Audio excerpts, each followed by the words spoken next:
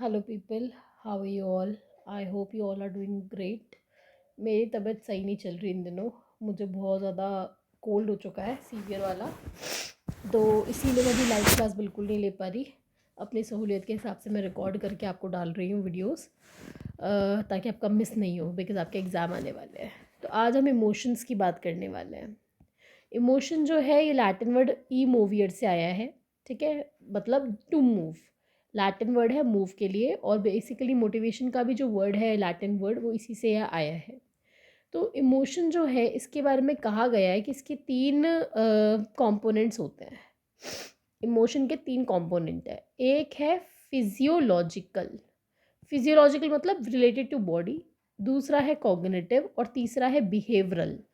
तो जब भी आपको कोई इमोशन एक्सपीरियंस होता है, तो इमोशन क्या है बेसिकली कि कोई भी स्टिमुलस था, उस स्टिमुलस के रिस्पॉन्स में जो एक इमोशन हमारे अंदर पैदा होता है, तो उसमें आपको बॉडी में चेंजेस आते हैं, वो फिजियोलॉजिकल है। जैसे कि आपके हार्ट बीट बढ़ सकती है, या अगर डर लग रहा है तो पसीने आ सकते हैं, तो ये फिजियोलॉजिकल कंपोनेंट हुआ। कॉग्निटिव कंपोनेंट वो होता है जब आप उस चीज़ को इंटरप्रेट करते हो कि मुझे कैसा फील हो रहा है, जब आप उसके बारे में सोचते हो। और बिहेवियरल मतलब जब आप उसको एक्सप्रेस करते हो। तो एक्सप्रेस कैसे करोगे? आप अगर खुश हो तो स्माइल करोगे, हंसोगे। दुखी हो तो रोओगे। डर में हो तो मे बी आप चिल्लाओगे। गुस्से में हो तो चीखोगे। तो वो रिएक्शन जो आप बिहेवियरल बाहर शो करते हो, वो बिहेवियरल कंपोनेंट है। जो आप अंदर विचार करते हो वो कॉग्निटिव है। और फिजियोलॉजिकल मतलब जो बॉडी में चेंजेस अपने आप आते हैं, कहीं ना कहीं आपके कंट्रोल में ये नहीं होते। सिंपैथेटिक नर्वस सिस्टम एक्टिवेट होता है, और वो अपने आप फाइट और फ्लाइट सिचुएशन की वजह से आपके अंदर चेंजेस वो अपने आप लेकर के आता है।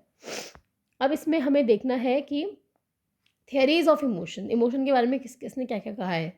तो पॉल एकमैन जो थे, Paul Ekman was a person who firstly said that emotions are universal. इन्होंने कहा जो इमोशंस हैं ये यूनिवर्सल है, मतलब कि हर इंसान को ये फील होते हैं एक जैसे। आप किसी भी कल्चर में चले जाओ, इमोशंस यूनिवर्सल होते हैं। 6 इमोशंस उन्होंने बताया जो कि यूनिवर्सल है।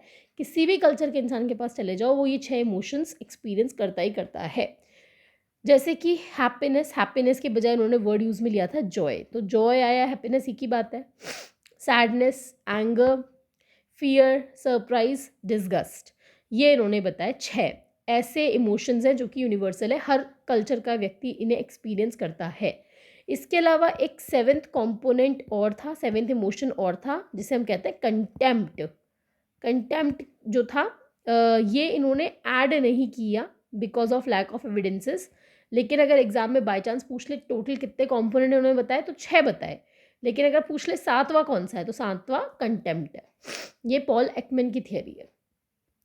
फिर एक है रॉबर्ट प्लुटचिक। रॉबर्ट प्लुटचिक, इन्होंने व्हील्स ऑफ इमोशन दिए।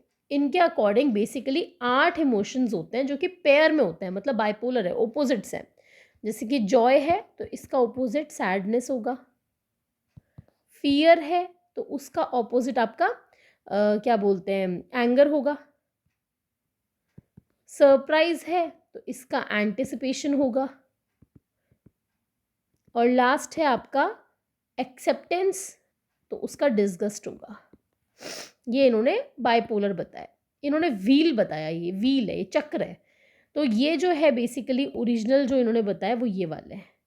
दिस हाईलाइट हो भी रहा है क्या ये? एक सेकेंड, हाँ अब थोड़ा थोड़ा हो रहा है ये।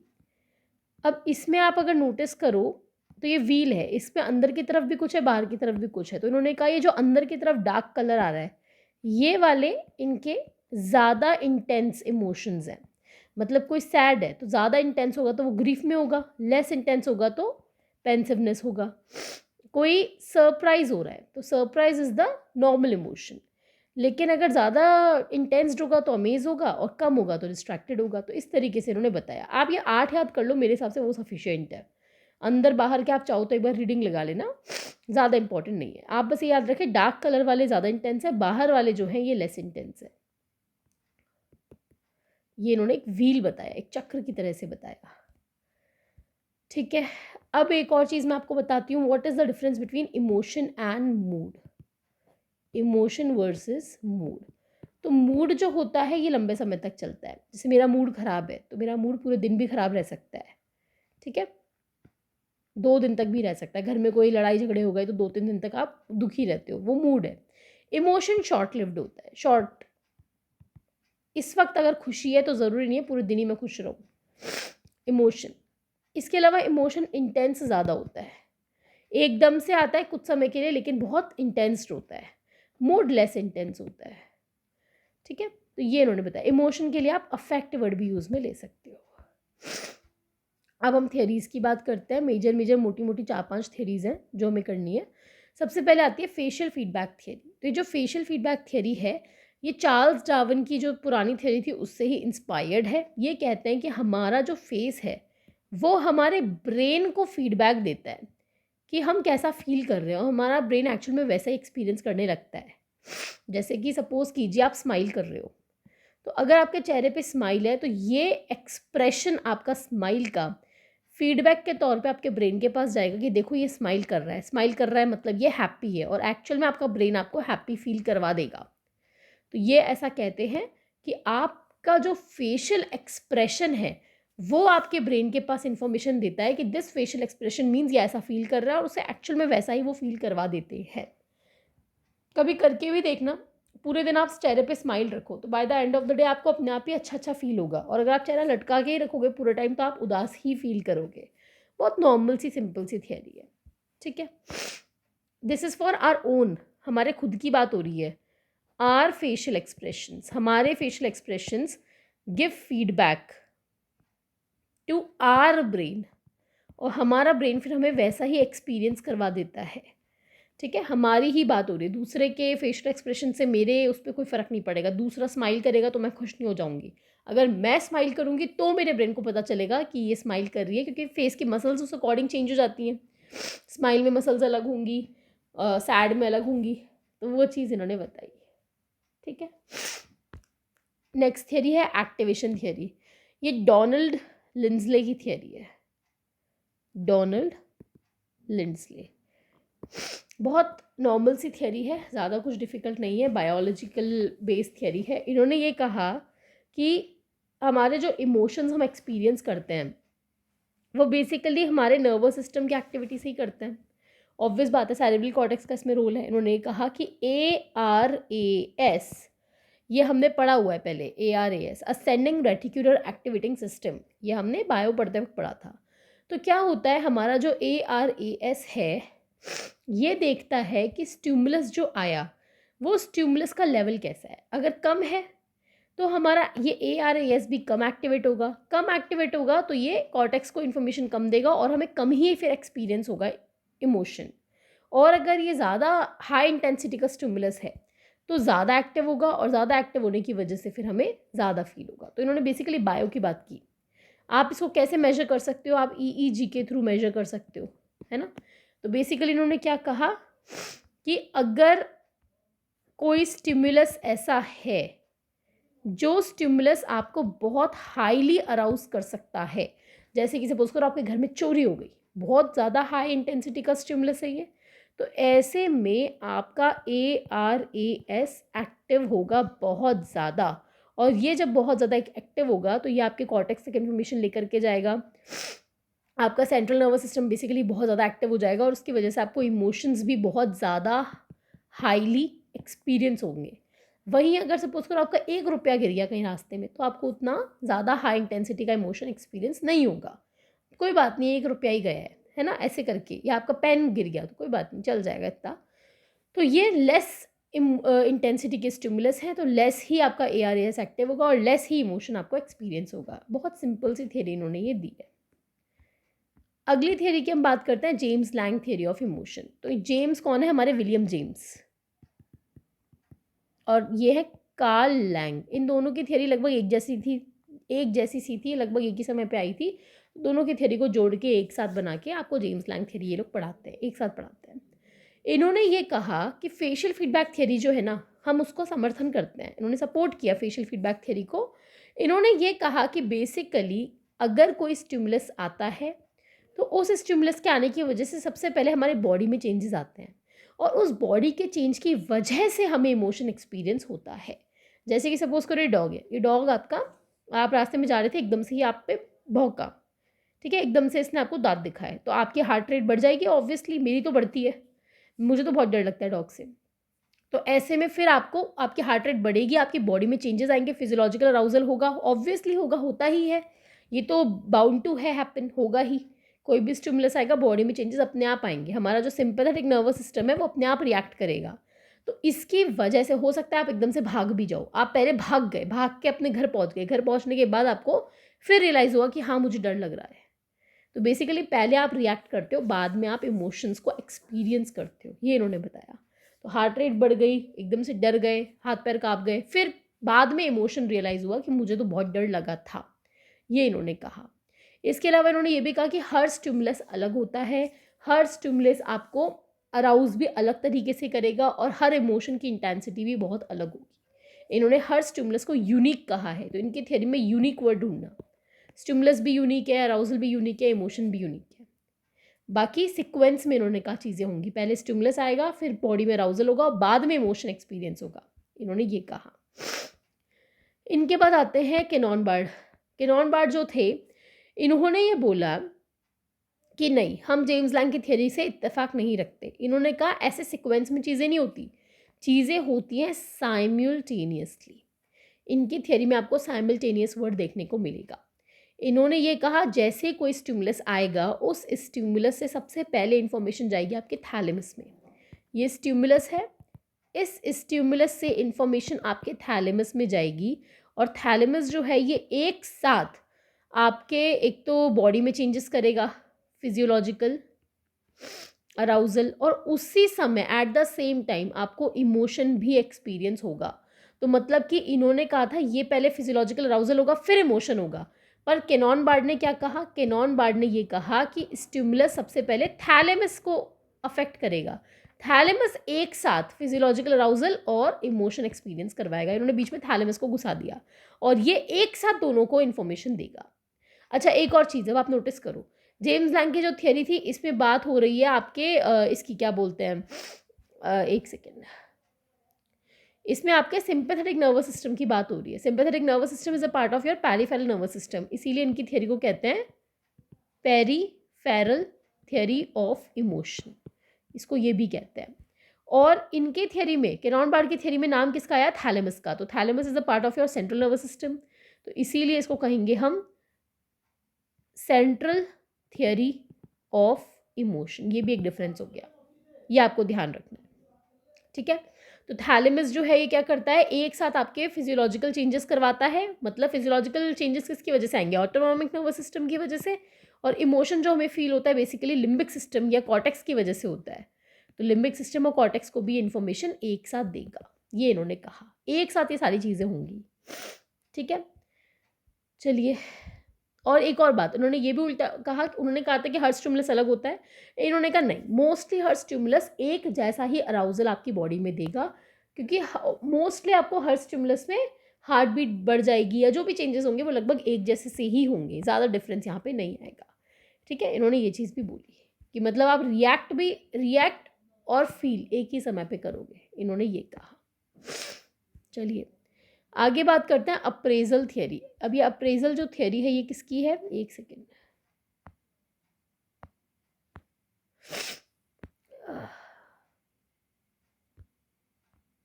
ये इसमें वो वाली ऐड नहीं हुई क्या, शैस्टर सिंगर वाली? एक सेकेंड, यहाँ नहीं है, मैं नीचे करती हूँ। शैस्टर सिंगर्स टू फैक्टर थियरी। शैस्टर और सिंगर जो थे इन्होंने ये कहा कि अब तक जितनी भी थियरीज ने बात करी उन्होंने कॉग्निशन की तो बात ही नहीं करी। आप कॉग्निटिव एस्पेक्ट को कैसे इग्नोर कर रहे हो? केवल बॉडीली चेंजेस की वजह से थोड़ी ना इमोशन आता है। इन्होंने ये कहा कि बेसिकली वी लेबल थिंग्स। ये कैसे अटैच होने से रह गया, मुझे समझ नहीं आ रहा।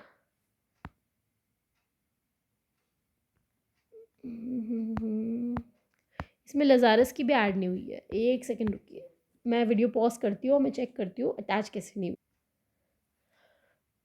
ओके, इसमें कुछ इशू हुआ है पता नहीं, चलिए मैं आपको लिख करके ही समझा देती हूँ। दो थियरीज हैं जो रहती हैं। तो इन्होंने बोला कि कॉग्निटिव एस्पेक्ट को आपने इग्नोर कर दिया। शैस्टर सिंगर की हम बात कर रहे हैं, कॉग्निटिव एस्पेक्ट को आपने इग्नोर किया, तो इन्होंने टू फैक्टर थियरी दी। इन्होंने कहा कि दो फैक्टर होते हैं। सपोज कीजिए कोई भी स्टिमुलस आया, तो वो स्टिमुलस पहले तो फिजियोलॉजिकल अराउजल करेगा, पहले बॉडी में चेंज करेगा, this is the first factor. इसके बाद में आप उसको लेबल करोगे। लेबल मतलब कि आप उसको अंडरस्टैंड करोगे। This is second factor. Cognitive labelling आप करोगे, आप उसको समझने की कोशिश करोगे, इंटरप्रेट करोगे, या आप कह लो अप्रेजल करोगे आप उसका कि क्या ये सही है या नहीं है। फिर उसके बाद में आप इमोशन को फील करोगे। ठीक है, ये यही वाली थियरी शायद appraisal theory of emotion. But ये ढंग से ये वाला इमेज जो अटैच हुआ है सही नहीं है, इसमें ढंग से कुछ चीज़ों को समझाया हुआ नहीं है। चलिए कोई बात नहीं, मैं आपको एग्जाम्पल से समझाती हूँ। जैसे कि सपोज कीजिए आप रात को सो रहे हो, ठीक है। रात को सोते सोते आपकी एकदम से नींद खुली और आपको आपके रूम में एक डॉग दिखा। वो डॉग दिखते ही सबसे पहले आपके बॉडी में चेंजेस होंगे, है ना। फिजियोलॉजिकल अराउजल होगा, डर लगेगा, हार्ट बीट बढ़ जाएगी, इस तरह की चीज़ें होंगी। लेकिन फिर आपको ध्यान आएगा, अरे तो मेरा पेट है, ये तो मेरा ही पेट है, मैं ही तो लाया हूँ इसको 2 दिन पहले। तो अब आपको फियर नहीं लगेगा, अब आप नॉर्मल हो जाओगे। ये इन्होंने बताया कि आपने क्या किया, पहले उसको लेबल किया, उसको अंडरस्टैंड किया। वहीं सपोज करो आपके घर में कोई डॉग है ही नहीं, है ना, आपको बहुत डर लगता है डॉग से, आपने डॉग कभी पाला ही नहीं। तो ऐसे में रात को अगर डॉग दिखेगा तो फिजियोलॉजिकल अराउजल होगा, एकदम से हार्ट बीट वगैरह बढ़ेगी। फिर आप उसको लेबल करोगे कि यार ये तो कोई स्ट्रीट डॉग आ गया, आज मेरे घर का गेट खुला रह गया और ये मेरे लिए स्कैरी है, ये मुझे काट सकता है। फिर आपको इसकी वजह से फियर एक्सपीरियंस होगा, ये इन्होंने बताया। तो यानी कि जब आपके पास लेबल आप उसको कर पाते हो, उस चीज़ को अंडरस्टैंड कर पाते हो, इंटरप्रेट कर पाते हो, तो आपको वो इमोशन जो है वो अलग तरीके से फील होगा। लेकिन जब आप उसको लेबल करते हो कि भाई मुझे समझ नहीं आ रहा क्या है क्या नहीं है, या आपके लिए वो डेंजरस होता है, तो आपको इमोशन अलग तरीके से फील होगा। तो यानी कि आप यहाँ पे कॉग्निटिव लेबलिंग करते हो, आप उस चीज़ को अंडरस्टैंड करते हो, उसके बाद इमोशन फील करते हो, डायरेक्ट इमोशन फील नहीं करते। बॉडी में चेंजेस आएंगे नो डाउट, पहले बॉडी में चेंजेस आएंगे, उसके बाद आप उसको समझोगे, दिमाग लगाओगे, दिमाग लगाने के बाद आपको इमोशन फील होगा। इन्होंने एक एक्सपेरिमेंट भी किया था, मैं आपको एक्सपेरिमेंट भी बताती हूँ इनका। इन्होंने 3 ग्रुप में लोगों को लिया, ग्रुप 1, ग्रुप 2 और ग्रुप 3। ग्रुप 1, ग्रुप 2, ग्रुप 3, तीनों ग्रुप्स को इन्होंने एड्रीनलिन इंजेक्ट किया। एड्रीनलिन या एपिनेफ्रिन बोल लो, ये आपका एक हार्मोन होता है, हमने पढ़ा हुआ है इसके बारे में। ये क्या करता है, ये आपकी बॉडी में फाइट और फ्लाइट वाली सिचुएशन को एक्टिवेट करता है, हार्ट बीट वगैरह वो सब चीज़ों को अफेक्ट करता है। बेसिकली सिंपैथेटिक नर्वस सिस्टम को ये एक्टिवेट कर देता है। तो आपके अंदर फाइट फ्लाइट सिचुएशन आएगी, हार्ट रेट, बीपी, ये सब आपका एकदम से बढ़ेगा। तीनों ग्रुप्स में इन्होंने ये दिया, तो ऑब्वियसली तीनों में ही ये चेंजेस आएंगे, सब में हार्ट बीट वगैरह बढ़ेगी। अब इन्होंने चेंज क्या किया, इन्होंने फर्स्ट ग्रुप वालों को तो बता दिया कि भाई तुमको एपिनेफ्रिन दिया, इसकी वजह से तुम्हारे को ऐसे ऐसे चेंजेस आएंगे, इनको इन्फॉर्म कर दिया ग्रुप क्या चेंजेस होंगे उसके बारे में। ग्रुप 2 को मिस इन्फॉर्म किया, इनको ये बोला कि नहीं हम तो एक ड्रग टेस्ट कर रहे हैं, हो सकता है तुमको इससे एलर्जी हो जाए, हो सकता है खुजली हो जाए, ये हो जाए वो हो जाए। इनको गलत इन्फॉर्मेशन दे दी। और ग्रुप 3 को कुछ भी नहीं बताया कि इसके क्या चेंजेस आपकी बॉडी में देखने को मिलेंगे। तो ग्रुप 3 के पास प्रॉपर लेबलिंग नहीं है, इन्हें नहीं पता इसकी वजह से क्या चेंजेस आएंगे क्या नहीं आएंगे। अब इन्होंने क्या किया, फर्स्ट ये फेज़ किया स्टडी का, ये फर्स्ट फेज़ था। अब सेकेंड फेज़ में इन्होंने इंजेक्ट करने के कुछ टाइम बाद इन लोगों को बोला कि भाई आप लोग मुझे फॉर्म भर के बताओ आपको कैसा फील हो रहा है, ठीक है। अब उसमें इन्होंने क्या किया, कुछ यहाँ पे अपने खुद के बंदे घुसा दिए, ठीक है, खुद के बंदे यहाँ पे घुसा दिए। इनका जो बंदा था वो ऐसा शो कर रहा था कि बहुत ज़्यादा उसको एंगर आ रहा है, फॉर्म भरना है तो फॉर्म पकड़ के फाड़ दिया, फेंक दिया, गुस्सा कर रहा है, चिल्ला रहा है, वो बेसिकली एंगर शो कर रहा है। अब फर्स्ट ग्रुप वालों को तो पता था कि हमें एंगर जैसा तो कुछ नहीं होगा, बस बीपी हार्ट बीट बढ़ेगा, तो उनको एंग्री फील नहीं हुआ। ग्रुप बी को मिस इन्फॉर्मेशन थी, उनको ये था एलर्जी एलर्जी कुछ भी हो सकती है, तो उनको थोड़ा थोड़ा एंगर फील हुआ, थोड़ा थोड़ा, नॉट वेरी मच। लेकिन ग्रुप 3 को कुछ भी नहीं पता था हमें क्या फील होगा, उनके पास कोई लेबलिंग नहीं थी। तो ऐसे में उन्होंने एंगर बहुत ज़्यादा एक्सपीरियंस किया, वेरी हाई, क्योंकि उन्हें कुछ पता ही नहीं था हमें क्या फील होगा, कोई लेबलिंग उनके पास थी ही नहीं। तो ऐसे में उन्होंने बहुत ज़्यादा उस इमोशन को एक्सपीरियंस किया। तो जब आपके पास प्रॉपर कॉग्निटिव अप्रेजल होता है, आपको पता है मुझे कैसा फील होगा, तो आप वैसा फील करते हो। लेकिन जब कुछ भी नहीं पता तो ऐसे में आप कंफ्यूज होते हो और फिर उस चीज़ को ऐसे करते हो, अलग तरीके से फील करते हो। एक बार मैं चारों आपको कंपेयर करवा देती हूँ। तो आप देखो जेम्स लैंग में सबसे पहले स्टिमुलस आता है, फिर इससे आपका फिजियोलॉजिकल अराउजल होता है और फिर उससे आप इमोशन को फील करते हो, ठीक है। किरॉन बार्ड कहता है कि इवेंट आएगा वो आपके थैलेमस को अफेक्ट करेगा, थैलेमस एक साथ बॉडी को भी अराउज करवाएगा और इमोशन भी फील करवाएगा। शास्त्र सिंगर कहते हैं कि पहले इवेंट आएगा, ठीक है, फिर अराउजल आएगा, फिर आप उसमें लेबलिंग करोगे, लेबलिंग करने के बाद फिर आपको इमोशन फील होगा, ठीक है। It is one and the same thing. अब मैं आपको बताती हूँ लजारस की theory, cognitive appraisal theory of emotion. किसकी है? ये है रिचर्ड लजारस। ये वैसे मैं आपको स्ट्रेस में भी पढ़ाती, लेकिन चलो मैं आपको अभी बता देती हूँ। इन्होंने ये बोला कि क्या होता है बेसिकली, जैसे ही आपको कोई स्ट्रेस आया, सपोज करो एग्ज़ाम आ गया एकदम से, कल आपको पता चला आपका एग्ज़ाम है, तो सबसे पहले आप करोगे प्राइमरी अप्रेजल। प्राइमरी अप्रेजल का मतलब हुआ, आप देखोगे कि ये जो मेरे पास सिचुएशन आई है, क्या ये एक चैलेंज है या फिर ये थ्रेट है। चैलेंज मतलब कि बेसिकली वो होता है जो आपको एक चुनौती मिली है जिससे आप आगे बढ़ सकते हो। थ्रेट वो होता है जिससे आपको खतरा होता है। चैलेंज एक पॉजिटिव वर्ड है, इससे आप ग्रो कर सकते हो। ये चैलेंज है कि तुम ये रेस जीत के दिखाओ, तो मैंने मेहनत किया और मैं जीत गई। थ्रेट कि भाई ये आपको हार्म भी कर सकती है, ये आपको लॉस भी कर सकती है ना, आपका बहुत नुकसान इसकी वजह से हो सकता है, तो ये नेगेटिव है कहीं ना कहीं। तो अगर वो थ्रेट है तो थ्रेट के केस में आप करोगे सेकेंडरी अप्रेजल। सेकेंडरी अप्रेजल में आप क्या करते हो, आप इसमें दो चीज़ें देखते हो कि क्या मेरे पास ऑप्शन है, रिसोर्स है या नहीं है। मतलब कि इस सिचुएशन से बचने के लिए मेरे पास रिसोर्सेज अवेलेबल है या नहीं। रिसोर्सेज मतलब अगर एग्ज़ाम है तो नोट्स हैं या नहीं। तो अगर आपके पास नोट्स हैं तब तो ठीक है, आपको थ्रेट कम होगा, आप उस चीज़ से बच जाओगे। लेकिन अगर आपको नोट्स भी नहीं है तो आपको थ्रेट बहुत ज़्यादा होगा, बहुत ज़्यादा स्ट्रेस होगा और फिर आपको दिक्कत आएगी। फिर आप उससे बचने के लिए आगे कोपिंग की स्ट्रैटेजीज देखोगे कि मैं कैसे कोप करूँ इससे। तो इन्होंने ये चीज़ बताई कि दो तरीके आप अप्रेजल करते हो। प्राइमरी अप्रेजल में आप देखते हो कि भाई ये सिचुएशन है क्या, ये मेरे लिए चैलेंज है या खतरा है, यहाँ से मैं ग्रो करूँगा या ये मेरे को एक्चुअल में बहुत तकलीफ देगी। सपोज करो वो एक फ्रेंडली मैच है क्रिकेट का, तो आप हार भी जाओगे तो आपको ज़्यादा फर्क नहीं पड़ेगा। प्राइमरी अप्रेजल में आपने देखा this is just a challenge for me. लेकिन अगर उस मैच को हारने से आप टूर्नामेंट से बाहर हो जाओगे तो वो थ्रेट है आपके लिए, आपको जीतना ही बहुत ज़रूरी है। ऐसे में स्ट्रेस बहुत हाई लेवल का होगा। तो अब आप देखोगे भाई जीतने के लिए मेरे पास क्या ऑप्शन है, अच्छे मेरे पास प्लेयर्स हैं या नहीं, कहीं मेरे अच्छे प्लेयर्स सारे के सारे रिटायर्ड हर्ट तो नहीं हो गए। तो अगर आपके सारे प्लेयर चुस्त दुरुस्त हैं, अच्छे माइंडसेट में है खेलने के, तब तो यस बहुत कम थ्रेट आपको होगा।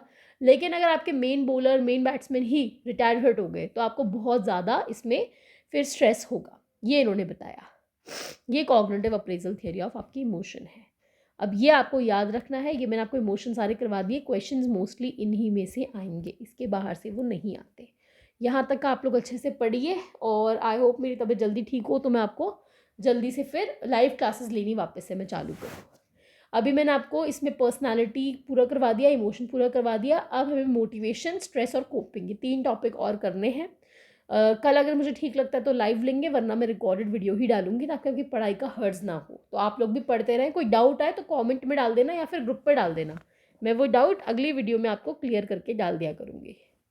ओके चलिए, bye bye, take care, good night.